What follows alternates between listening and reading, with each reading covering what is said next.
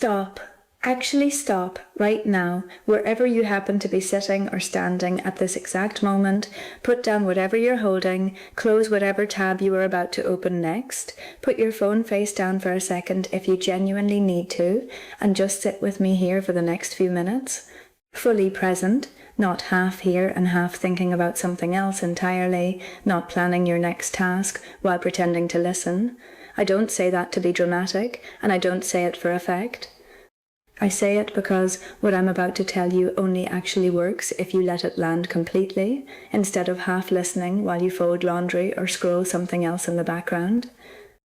You need to hear this slowly, deliberately, not skim it the way you skim most things that come across your screen in a given day, slowly, on purpose. You are further along than you think you are right now.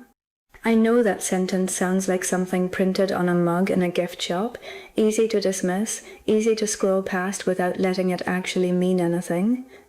But sit with it anyway, genuinely, because most people measure their progress exclusively by how far they still have to go, and almost never by how far they've already come from where they started. If you honestly compared yourself right now to the version of you from a year ago, 2 years ago, 5 years ago, you'd probably be genuinely shocked at the distance you've actually covered. Even on the specific days it felt like you were standing completely still, going nowhere at all. You've survived every single hard day you've ever had in your entire life so far, without exception, without a single miss anywhere along the way, no matter how close it may have felt at times, every one of them, every single time, all the way through. There's a genuine 100% success rate standing behind you right now, quietly, whether you fully recognize it or give yourself proper credit for it, on most ordinary days when nothing feels particularly hard. That's not a small thing to skip past casually. Somewhere along the way you started treating survival like it doesn't count, unless it looked graceful from the outside, unless it felt strong and composed the whole way through without cracking. It counts regardless. Getting through a hard day while quietly falling apart on the inside still absolutely counts as getting through it, just as much as getting through it looking calm and put together the whole time. You've been carrying more than the people around you realize, probably far more than you let yourself admit, even to yourself, on most ordinary days, let alone say out loud to a single other person in your life. There's a specific kind of quiet strength in showing up anyway, day after day without fail, in doing the ordinary tasks of a normal life, while something genuinely heavy sits underneath all of it the entire time, unspoken, invisible to anyone passing by casually. Nobody hands out recognition for that particular kind of effort. It happens privately, repeatedly, without applause or acknowledgement, and it adds up to something real and substantial even without a single person watching it happen or knowing the cost of it. You are allowed to be tired without that automatically meaning you're failing at anything important, without that being clear evidence you're falling short of some standard you're supposedly meant to be meeting right now. Somewhere along the way, exhaustion got treated culturally like solid evidence of weakness instead of what it genuinely actually is, which is real proof you've been doing something hard, something demanding, for a long stretch of time without a proper break. Rest isn't quitting, no matter how it might feel in the moment you finally allow yourself to stop. Slowing down isn't giving up on anything. You can be genuinely tired and still be moving steadily in the right direction at the same time. Those two things aren't actually in conflict with each other, no matter how convincing the guilt feels when it shows up uninvited, whispering that you should be doing more. The comparison you keep making in your head, over and over throughout the day, the one where everyone else around you seems to have it all figured out and you're somehow the only one genuinely struggling behind closed doors, isn't accurate at all, and it never was, not for a single day of your entire life. You're comparing your own full, complicated, messy, behind-the-scenes reality, the version you actually live inside every single day without an audience, to everyone else's carefully edited, curated, filtered highlight reel, the version they specifically choose to show the world. And that comparison was rigged against you unfairly from the very start, long before you even realized you were playing a game you couldn't win. Everyone is carrying something real, something heavy, whether they show it openly or not. Most people are simply better at hiding it convincingly than you currently assume they are, better at performing a composure they don't actually feel underneath.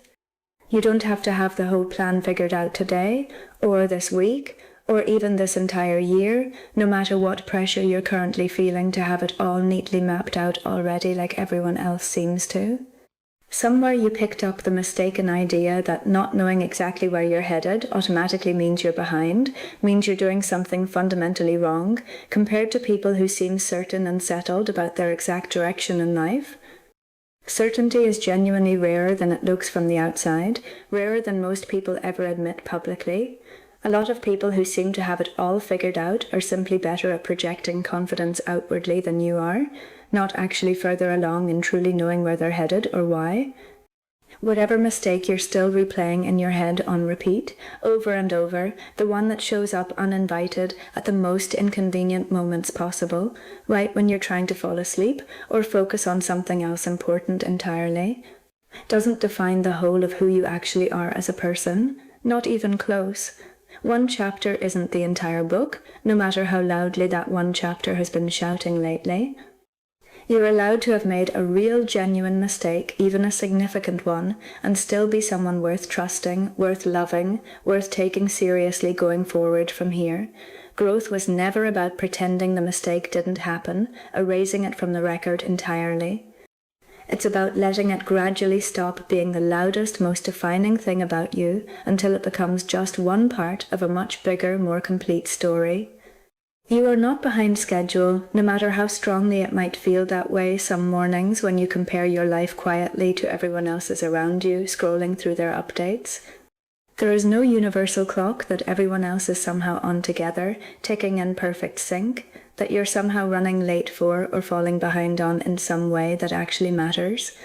That sense of being behind usually comes from comparing your specific, individual timeline to a small handful of visible examples you happen to see most often, while completely ignoring the thousands upon thousands of quieter timelines out there that don't fit that same shape at all, that took longer, or went sideways, or looked nothing like a straight line.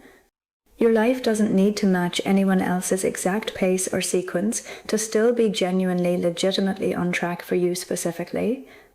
The people who actually love you genuinely aren't measuring you the way you constantly measure yourself, day after day, holding you to some impossibly strict, unforgiving standard behind closed doors that they'd never actually apply to you themselves. You're almost certainly your own harshest critic by a wide, unfair margin, running a far stricter internal accounting than anyone who genuinely cares about you would ever think to apply to your life or your choices. If someone who genuinely loves you actually witnessed the internal conversation you have with yourself on a hard day, the specific words you use, the specific tone, they'd probably be genuinely startled by how harsh it is, how little credit you give yourself for things they would consider legitimately admirable, even impressive, without a second thought.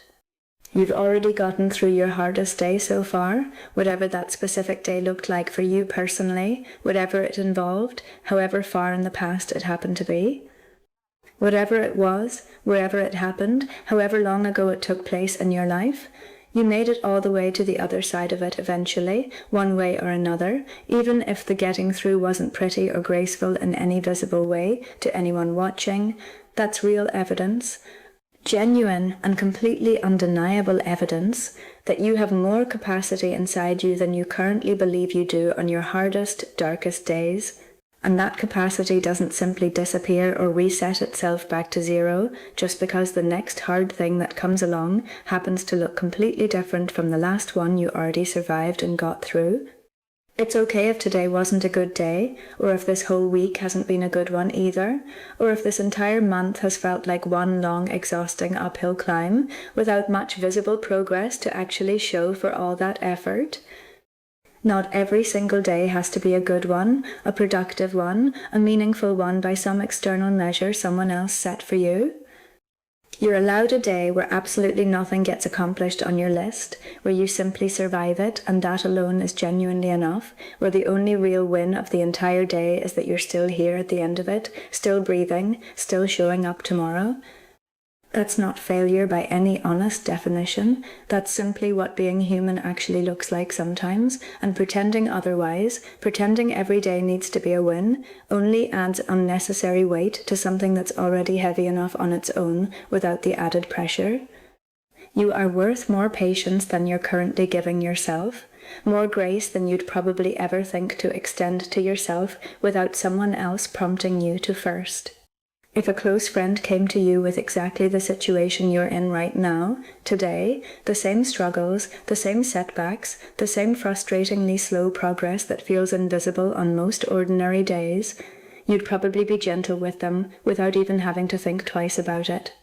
You'd remind them, without hesitation, that they're doing better than they think they are, that the progress is real even if it's slow. It's genuinely worth asking yourself, honestly, why you don't extend that exact same gentleness to yourself when you're the one going through it. And it's worth starting to close that gap between how you treat others and how you treat yourself, even just a little, starting today, right now, in this moment. None of this requires you to suddenly feel completely better by the time this video ends, some instant, dramatic, emotional turnaround wrapped up neatly in just a few minutes of watching. That's not the actual point of any of this, and it was never realistic or fair to expect that outcome from a few minutes of simply listening to someone talk to you. The point is simply this, plainly stated: you're doing better than the voice in your head has been telling you all day today, all week this week, maybe even all year this year. You're stronger than today has actually felt while you were living through every hour of it. And you don't have to have any of it figured out yet, not one piece of it, for that to already be true right now, in this exact moment, exactly as you are. There's something worth saying about the specific weight of carrying things alone, quietly, without telling anyone the full extent of what you're actually dealing with day after day behind closed doors. A lot of people assume that asking for help, or simply saying out loud that something is genuinely hard right now, makes them weaker somehow, less capable, less trustworthy to handle their own life the way an adult is supposed to. It's usually the exact opposite of that assumption. The people who eventually reach out, who finally say the honest, unfiltered version of how they're doing instead of the polished, socially acceptable one, tend to be the ones who were carrying the most in the first place, silently, for far longer than anyone around them ever realized or suspected. If today happens to be the day you finally tell one single person the actual truth about how you're doing, that's not weakness in any sense of the word. That's exactly the kind of quiet strength this entire video has been describing from the very beginning. It's also worth saying plainly and directly, without hedging, that you don't have to wait for a crisis, a breaking point, a dramatic collapse of some kind, before you're allowed to take any of this seriously and actually act on it starting today. You don't need permission from anyone to rest before you're completely and totally depleted, running on absolutely empty, with nothing meaningful left to give. You don't need to hit some rock bottom, some visible and undeniable low point, before you're allowed to ask for support from the people who genuinely care about you. Taking care of yourself while things are still manageable, while there's still room to breathe comfortably, before everything becomes genuinely unbearable to carry, is not overreacting or being overly dramatic about your own life. It's simply wisdom, applied early, at the point where it can still do the most good for you, rather than waiting until real damage is already done and you're forced to deal with the consequences anyway, on much harder terms than you would have faced otherwise.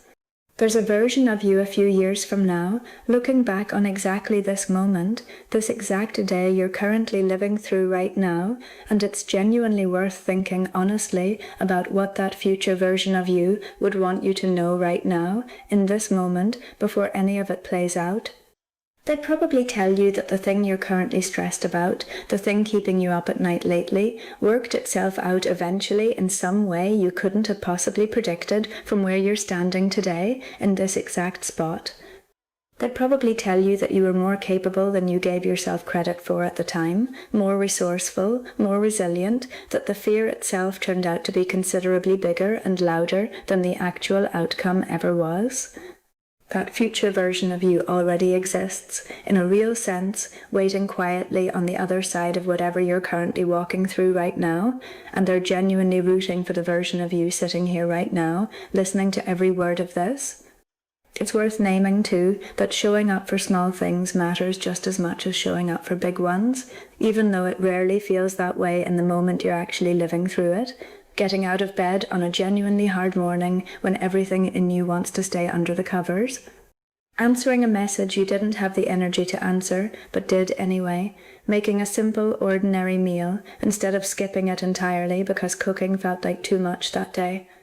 None of these things look impressive from the outside looking in, and nobody's going to congratulate you for any of them or notice they happened at all, but they're the actual building blocks of a life that holds together over time, and choosing them over and over, on the exact days it would be far easier not to, is its own quiet, unglamorous form of resilience that deserves considerably more credit than it usually gets, including, and maybe especially, from you.